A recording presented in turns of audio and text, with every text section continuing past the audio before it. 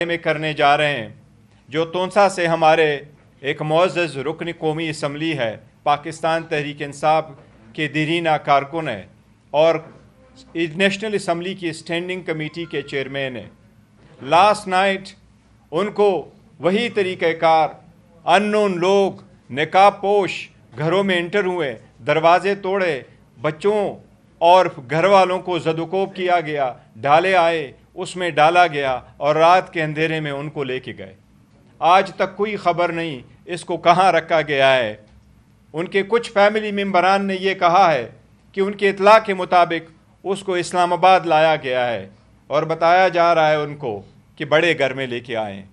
जहाँ भी ये हम इसकी शदीद अल्फाज में मजम्मत करते हैं। ये पहला मर्तबा नहीं है।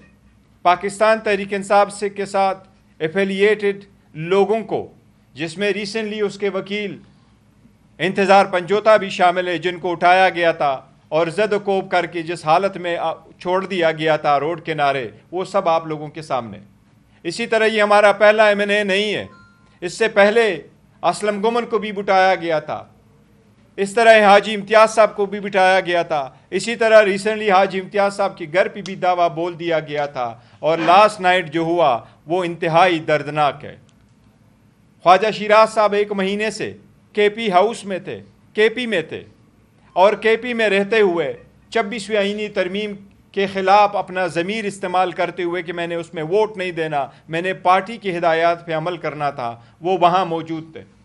जब असम्बली का सेशन शुरू हुआ दोबारा और वो तरामीम पास हुई, उसके बाद जब पहले तोंसा शरीफ तक जिसमें उसके घर को तोड़ा गया, उसके बाद उसका पीछा करके रात के वक्त गए हैं मुल्तान में, उनका घर भी तोड़ा गया, बच्चों को भी ज़द-ओ-कोब किया गया और उसको उठाया गया। ये फस्तैयत, ये लाकानूनियत सिर्फ़ और सिर्फ पाकिस्तान तहरीक इंसाफ के ख़िलाफ़ शुरू है और ये पंजाब में शुरू है। पंजाब की पुलिस और हुकूमत बराबर की इस फस्तैयत में शरीक है। हम इसकी मज़म्मत करते, इसके ख़िलाफ़ हिसाब से भी रिक्वेस्ट की है कि वो इस ईमान के एक मुअज़्ज़ज़ रुकन है, वो चेयरमैन है एक स्टैंडिंग कमेटी की, वो मोर देन 1 मिलियन लोगों को रिप्रेजेंट करना है।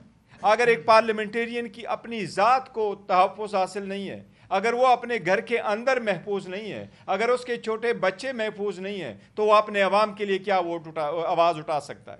और ये फस्तैयत लाकानूनियत कब तक कायम होगी? इसी के बलबोते हुकूमत बनी, ये बाय डिफ़ॉल्ट चलने वाली हुकूमत है।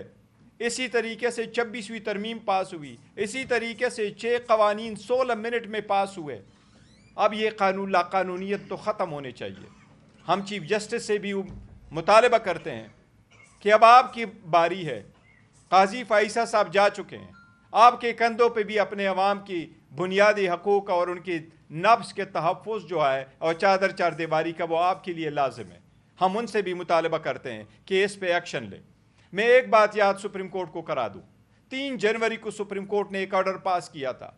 उस 3 जनवरी ऑर्डर में सुप्रीम कोर्ट ने अंडरटेकिंग वज़ीर आज़म से मांगी थी कि आइंदा किसी को घर से उठाया नहीं जाएगा मगर कानून के मुताबिक और किसी FIR में अगर वो मतलूब है। ये बात वज़ीर आज़म को मैंने फ्लोर ऑफ द असम्बली पे पॉइंट आउट करवाया था। वज़ीर आज़म उस दिन मौजूद थे। ये उस दिन की बात है जब हानिया की शहादत हुई थी और हम हुकूमत के साथ इकट्ठे थे। वज़ीर आज़म ने फ्लोर ऑफ द हाउस पे कहा था स्पीकर साहब को कि मैं अपनी अंडरटेकिंग और इसके बारे में पूरी मालूमात करके स्पीकर साहब को बताऊंगा।